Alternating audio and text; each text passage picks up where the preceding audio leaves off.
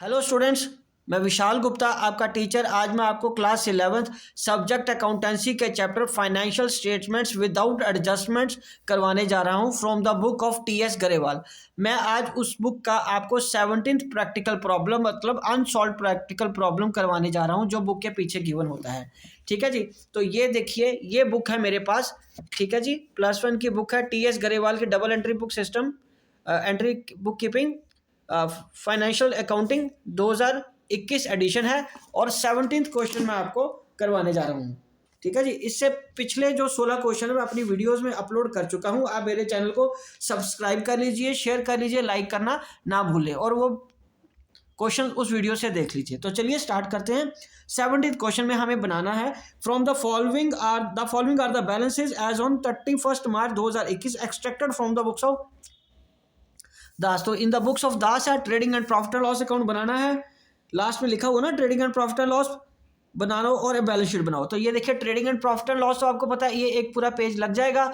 उसके बाद मैंने एक फॉर्मेट और बनाया हुआ है एक पेज पे। ठीक है जी, वो है बैलेंस शीट का। तो यहाँ पे बैलेंस शीट भी हमें बनानी है। ठीक है जी, ये बैलेंस शीट का फॉर्मेट है यहाँ पे। ओके जी, ये रहा बैलेंस शीट। ठीक है जी, ये है एज ऑन 31/3/21 का। तो यहाँ पे आपको पता है ये कौन सी साइड आती है, ये लायबिलिटीज साइड है, ये रुपीज़ है, ये एसेट्स हैं और ये रुपीज़ हैं। चलिए तो स्टार्ट करते हैं क्वेश्चन को। सबसे पहले हमें क्वेश्चन में क्या गिवन है, सेल्स। तो बाय सेल्स करके मैं यहाँ लिख लूँगा 17th क्वेश्चन में बाय सेल्स करके कितनी है, 9,20,000 की।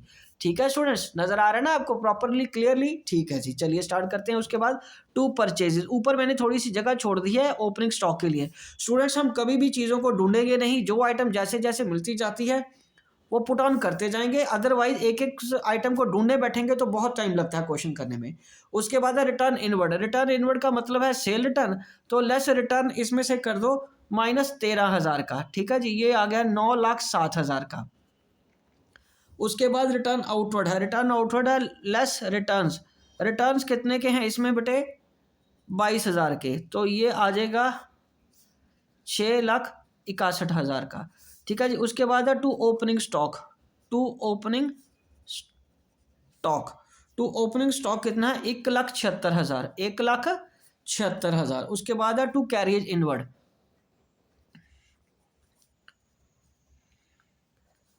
कैरी इनवर्ड कितना है, 24,000।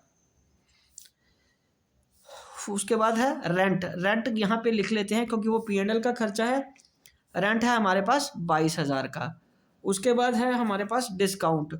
टू डिस्काउंट, डिस्काउंट खर्चा हो है 37,500 का। 37,500 का खर्चा है। ठीक है जी, उसके बाद है हमारे पास टू प्रिंटिंग। प्रिंटिंग कितने का बेटे, प्रिंटिंग 7200 का। उसके बाद क्या है हमारे पास, इंश्योरेंस। टू इंश्योरेंस 5,000 का। उसके बाद है to travelling expenses. To travelling expenses, travelling expenses कितने के हैं, 14,000 के। ठीक है जी, उसके बाद है to postage. To postage and courier 6200 के। ठीक है जी, और उसके बाद है to miscellaneous income, sorry miscellaneous expenses हैं 9,000 के, 9,000 के। ठीक है जी, और to bad debts. Bad debts कितने हैं, 4,000 के। और उसके बाद डेटर्स हैं। चलिए डेटर्स तो आपको पता है यहाँ से आएंगे, डेटर्स यहाँ आ जाएंगे। डेटर्स कितने के हैं, 2,20,000 के। और उसके साथ में आगे की रकम कौन सी है, क्रेडिटर्स की।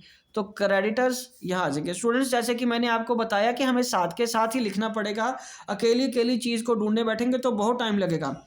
अगला है लोन फ्रॉम साहिल। तो इसका मतलब लाइबिलिटी है, लोन फ्रॉम साहिल। साहिल से हमने लोन लिया हुआ है तो वो लाइबिलिटी है 50,000 की। ठीक है जी, उसके बाद है कैपिटल। कैपिटल कितने की है, कैपिटल है हमारी 5,25,000 की। और लेस क्या है, ड्राइंग्स 19,100 का। ठीक है जी, उसके बाद है बिजनेस प्रीमाइसेस, वो तो बिल्डिंग है, भवन होता है, उसको भवन बोलते हैं ना प्रीमाइसेस को, तो बिजनेस की बिल्डिंग है ये है 3,90,000 की। उसके बाद फर्नीचर भी एसेट है, फर्नीचर यहाँ पे आ जाएगा एसेट के रूप में 15,000 का। और नीचे स्टॉक है क्लोजिंग स्टॉक, तो यहाँ लिख लेते हैं क्लोजिंग स्टॉक। क्लोजिंग स्टॉक कितने का स्टूडेंट्स हमारे पास, बोलिए 2,40,000 का, 2,40,000 का क्लोजिंग स्टॉक है। तो यहाँ पे हम लिख लेंगे बाय क्लोजिंग स्टॉक कितना जी, 2,40,000 का। अब हम निकालेंगे एक एक करके सारी आइटम्स के साथ। इसका पहले ग्रॉस प्रॉफिट निकाल लेंगे। ग्रॉस प्रॉफिट कितना आता है 9 लाख, ये पहले इसका साइड का टोटल कीजिए, 9,07,000 और 2,40,000, 2,40,000, तो ये आ गया 11,47,000। ठीक है जी। अब इसका टोटल करिए,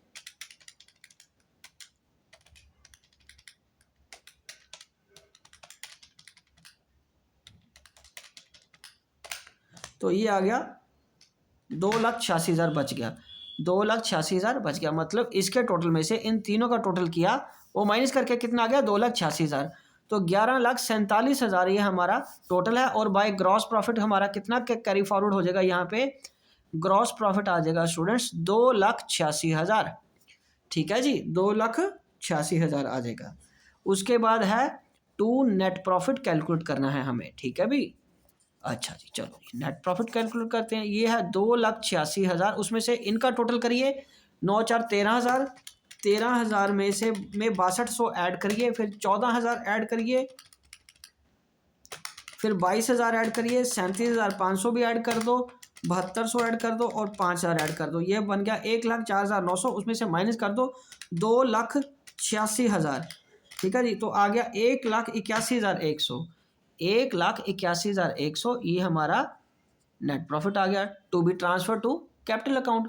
अब ये टोटल मतलब जो प्रॉफिट है वो हम किस में लिखेंगे, कैपिटल अकाउंट में लिख लेंगे, ऐड कर देंगे मतलब। तो आ गया ऐड एनपी 1,81,100, तो 5,25,000 जमा 5,25,000, ये आ जाएगा 5,05,900, 5,05,900। अब इसमें से क्या करेंगे, 1,81,100 ऐड कर देंगे, तो ये बन जाएगा 6,87,000। तो अब इसका क्या करना है, हमें टोटल करना है। और आपको पता है बैलेंस शीट की दोनों साइड्स मैच करनी चाहिए।